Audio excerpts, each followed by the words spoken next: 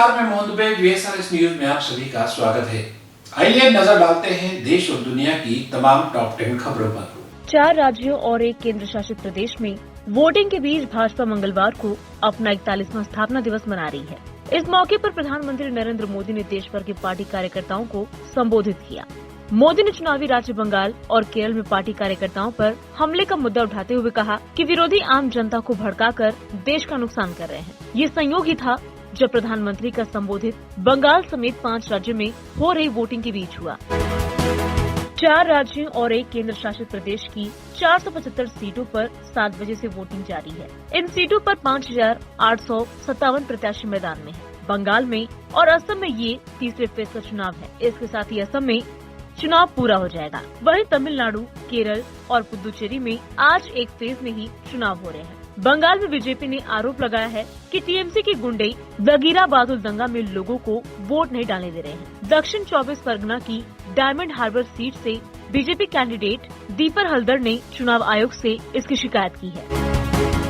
छत्तीसगढ़ के बीजापुर और सुकमा बॉर्डर पर नक्सलियों से मुठभेड़ में शहीद हुए उत्तर प्रदेश में अयोध्या जिले के रहने वाले राजकुमार यादव के घर पर इस समय मातम का माहौल है। उनका पार्थिव शरीर सोमवार की देर रात उनके रानोपाल स्थित आवास पर लाया गया, जिस पर परिजनों में कोहराम मच गया। कैंसर पीड़ित बुजुर्ग माँ जब शहीद बेटे की पार्थिव देह तक पहुंची तो मौजूद हर व्यक्ति की आंखों में आंसू थे। कुछ पल ठहरकर मां ने बेटे को देखा, लेकिन उसके बाद वो बेसुध हो गई। वहीं पत्नी ज्ञानमती व बच्चों का रो रो कर बुरा हाल है। अंतिम संस्कार सरयू तट पर राजकीय प्रोटोकॉल के साथ संपन्न हुआ। समाजवादी पार्टी के अध्यक्ष अखिलेश यादव सोमवार को फिरोजाबाद के टुंडला में पियर देवी मंदिर पहुंचे। यहां उन्होंने लाल झंडा चढ़ाया। इसके बाद मंदिर परिसर में वैदिक मंत्रोच्चार के बीच हवन पूजन किया।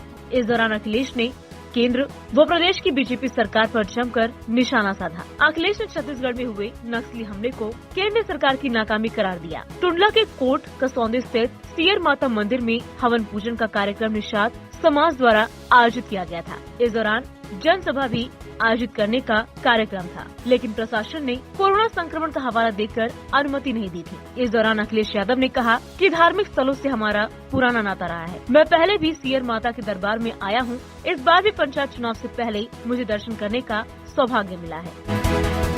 नेता प्रतिपक्ष तेजस्वी यादव पश्चिम बंगाल दौरे से वापस पटना लौट आए हैं। पटना लौटते ही तेजस्वी यादव ने नीतीश सरकार पर मधुबनी में हुई एक ही परिवार के 5 लोगों की हत्या मामले को लेकर जोरदार हमला बोला है। तेजस्वी ने नीतीश सरकार की तुलना राक्षस राज से की है। कहा कि लगता ही नहीं कि बिहार में कानून का राज है। ऐसा प्रतीत होता है कि बिहार में किम जोंग की पुलिस काम कर रही है। तेजस्वी ने कहा कि आज हम मधुबनी जाएंगे और पीड़ित परिवार से मिलेंगे। वहीं बंगाल चुनाव को लेकर तेजस्वी का दावा है कि बंगाल में ममता बनर्जी की ही सरकार आएगी।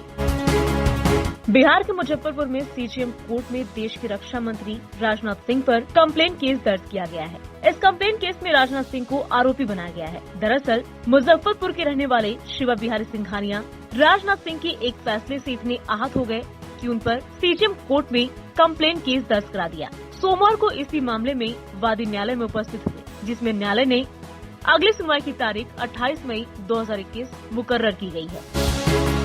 पॉजिटिव मरीजों की बढ़ती संख्या ने महाराष्ट्र को दुनिया का सबसे बड़ा संक्रमण हॉटस्पॉट बना दिया है। पिछले 24 घंटों के दौरान यहाँ 57,000 से अधिक नए मरीज मिले हैं। एक राज्य के रूप में महाराष्ट्र पूरी दुनिया में संक्रमित मरीजों के मामले में टॉपर है।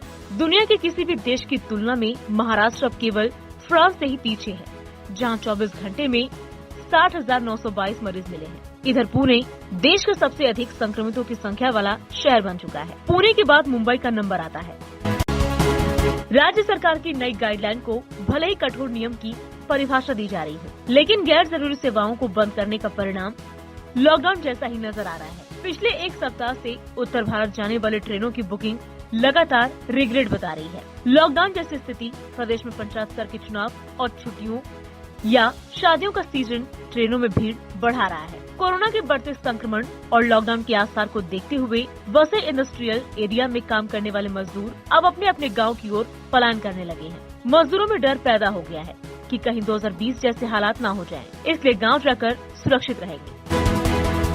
महाराष्ट्र में कोरोना के मामले तेजी से फैल रहे हैं और सरकार इस पर रोक लगाने के लिए हर संभव प्रयास कर रही है। हाल ही में महाराष्ट्र सरकार ने राज्य में नाइट कर्फ्यू का ऐलान किया। इसके अलावा राज्य में धारा 144 भी लागू कर दी गई है। वहीं अब शिरडी में स्थित साईं मंदिर को भी बंद करने का फैसला लिया गया है। शिरडी के मशहूर साईं बाबा मंदिर के अधिकारियों ने आज रात 8 बजे से मंदिर बंद करने का फैसला लिया है। वहीं प्रशासन के अगले आदेश तक ये मंदिर बंद रहेगा।